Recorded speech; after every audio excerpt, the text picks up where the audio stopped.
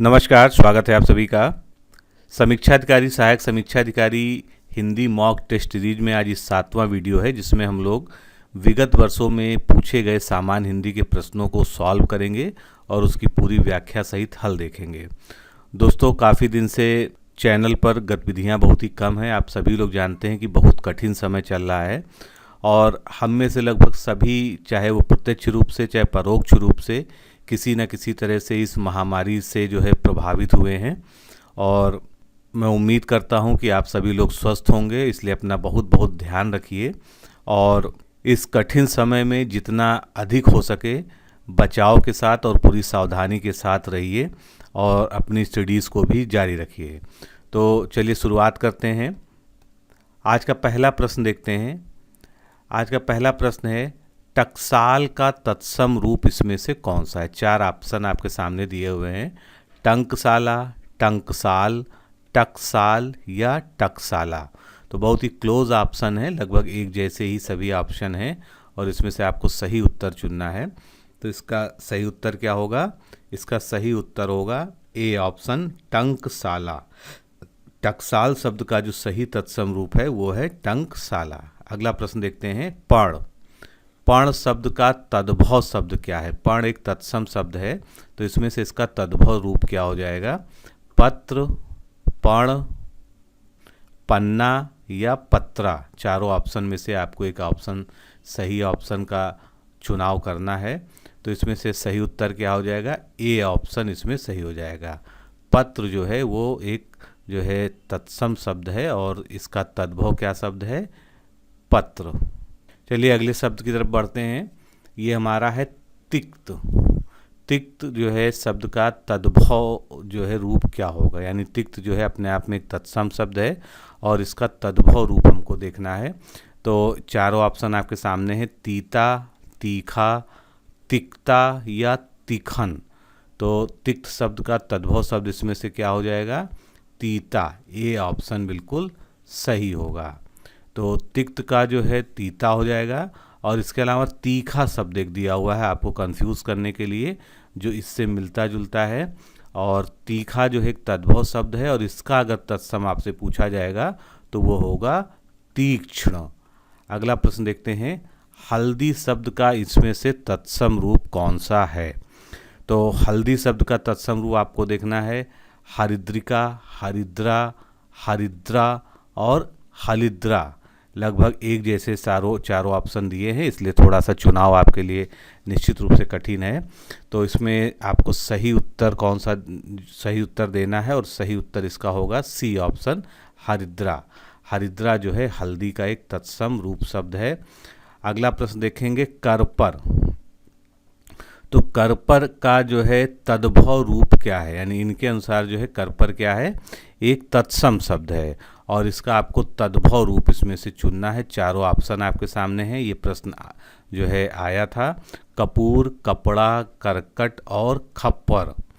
तो यहाँ पर दोस्तों बहुत ध्यान देने योग्य बात है कि करपर जैसा कोई भी शब्द नहीं होता है, इसलिए इसका तद्भव रूप इसमें से कोई भी सही नहीं है। यानी ये प्रश्न ही गलत पूछा गया था। अब इसके बारे में थोड़ा सा जान लेते हैं।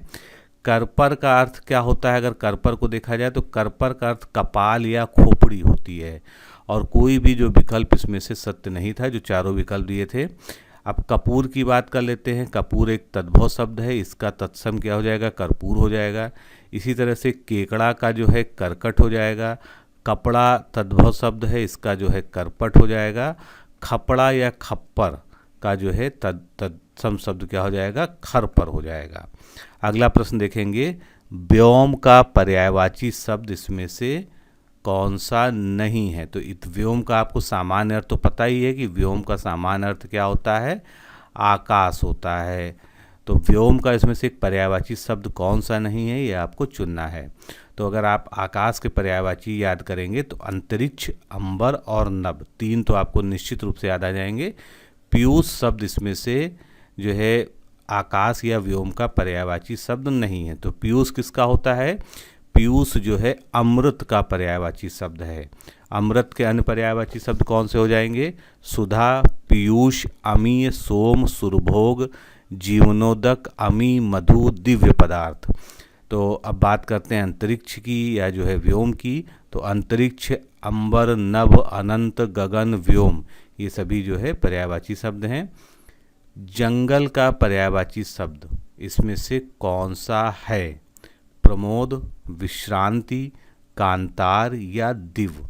तो चारों में से आपको एक शब्द सही चुनना है जो जंगल का पर्यायवाची या समानार्थी शब्द है। तो दोस्तों इसमें से जंगल का सही पर्यायवाची शब्द कौन सा होगा? कांतार। सी ऑप्शन हमारा बिल्कुल करेक्ट होगा। तो जंगल का पर्यायवाची कांतार हो गया। इसके अन्य पर्यायवाची हो जाएंगे वन, अरण्य, विपिन, कानन, बियाबान, अटवी।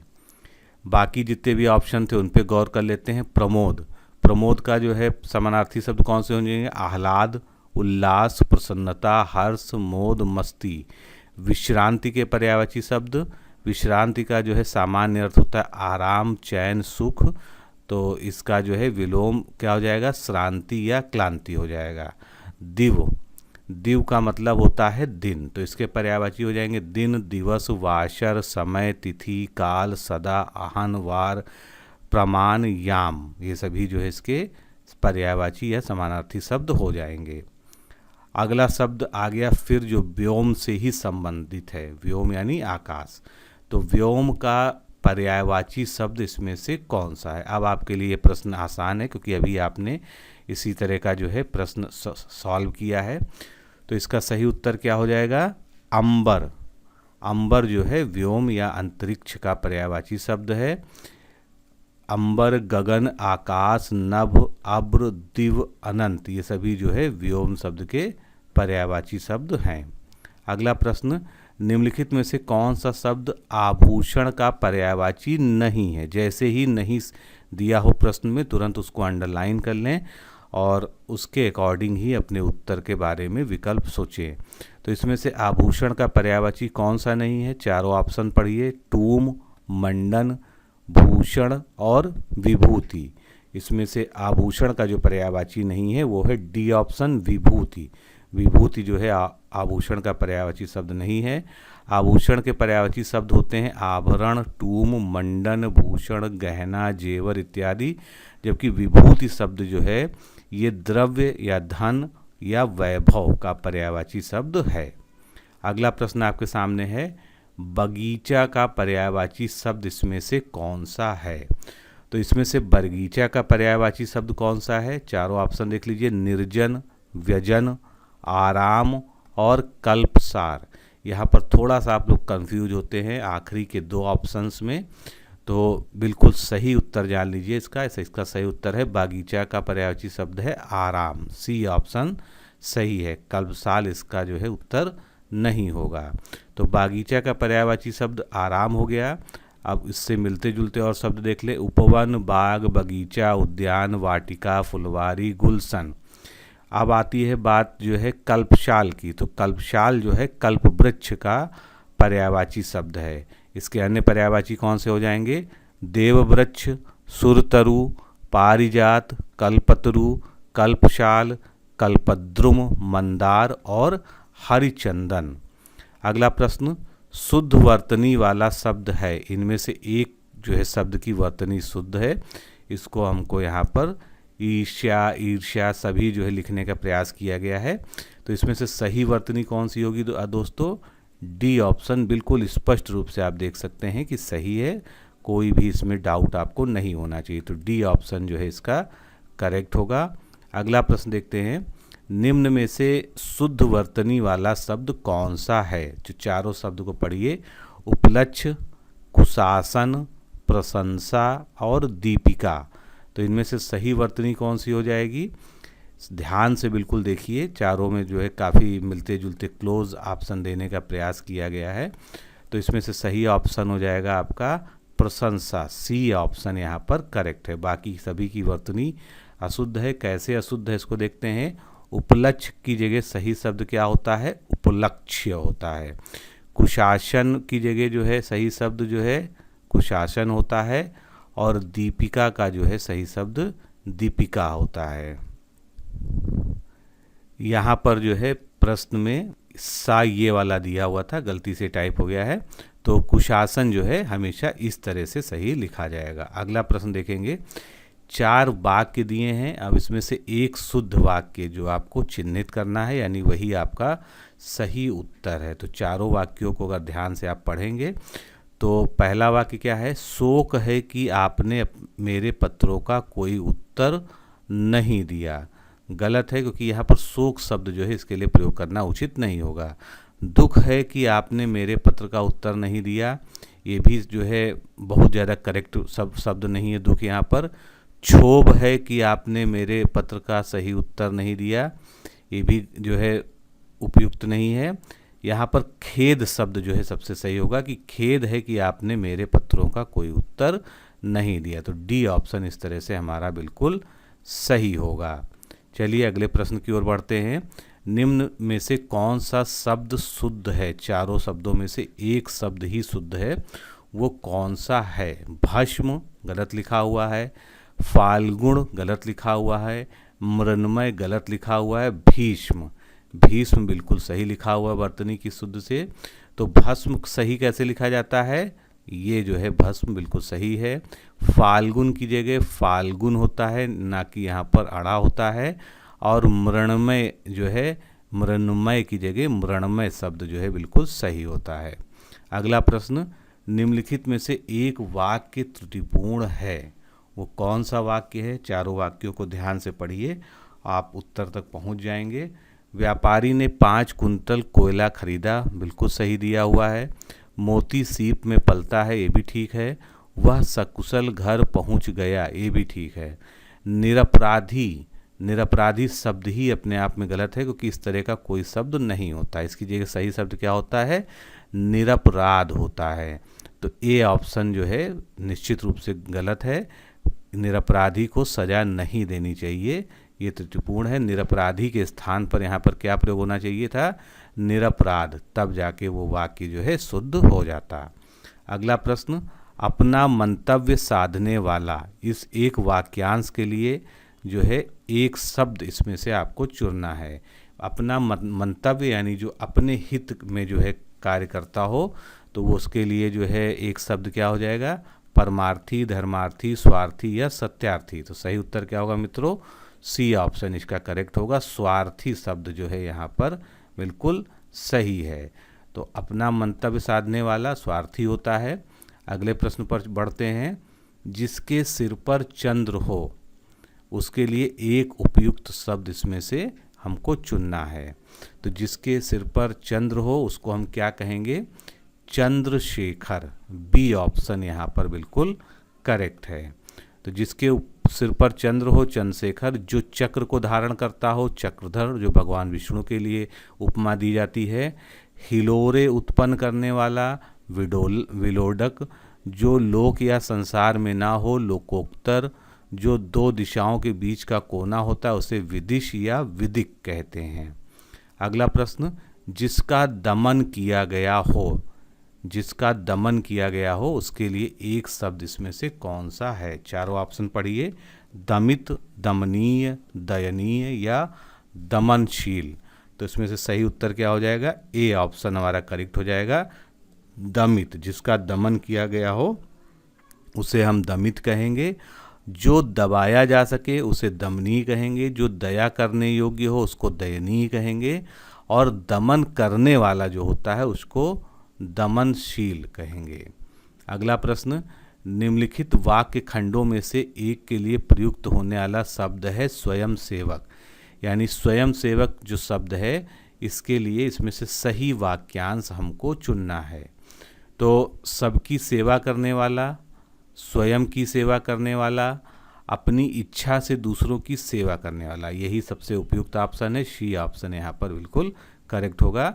अपनी इच्छा से दूसरों की सेवा करने वाले को हम स्वयं सेवक या इंग्लिश में वॉलंटियर कहते हैं।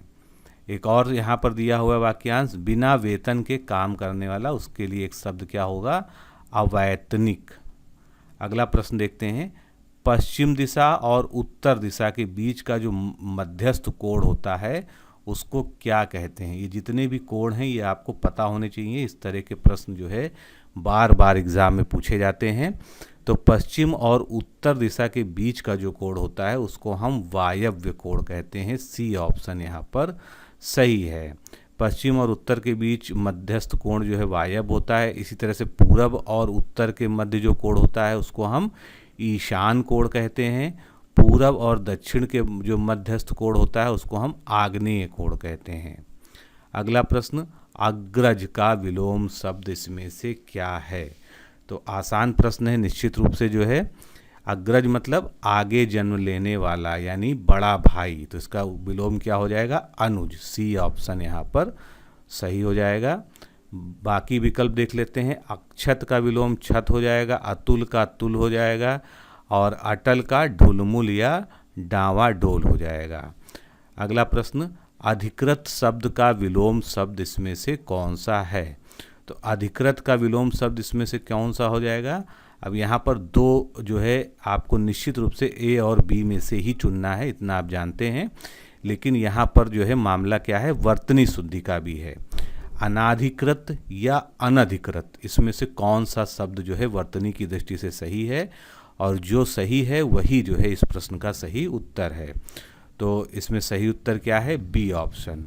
अधिकृत का विलोम होता है अनधिकृत, ना कि अनाधिकृत। अगला प्रश्न, निम्नलिखित में से विलोम की दृष्टि से सही युग्म कौन सा है? तो विलोम की दृष्टि से इसमें सही युग्म कौन सा हो जाएगा? इसमें आग्रह का क्या विग्रह होगा? गलत। अपकर्ष का उपकर्ष गलत। उत्सर्जन का विसर्जन गलत। जारज का विलोम जो है औरस होता है, ये जो है बिल्कुल करेक्ट है। सी ऑप्शन यहाँ पर करेक्ट है। और अपकर्ष का विलोम क्या होगा? उत्कर्ष होगा। आग्रह का विलोम दुराग्रह होगा। विसर्जन का विलोम क्या होगा? आवाहन होगा।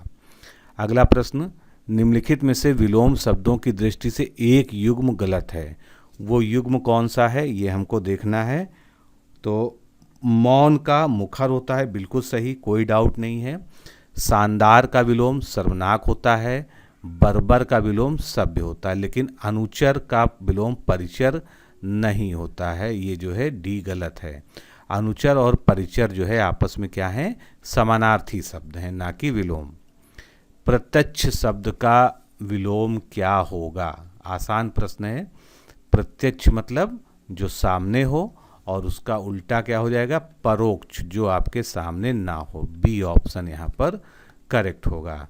प्रत्यक्ष अर्थात जो सम्मुख हो, उसका विलोम परोक्ष होगा, यानी दूर दृष्टि से परे हो या आपके सामने ना हो। चलिए अगला प्रश्न देखते हैं।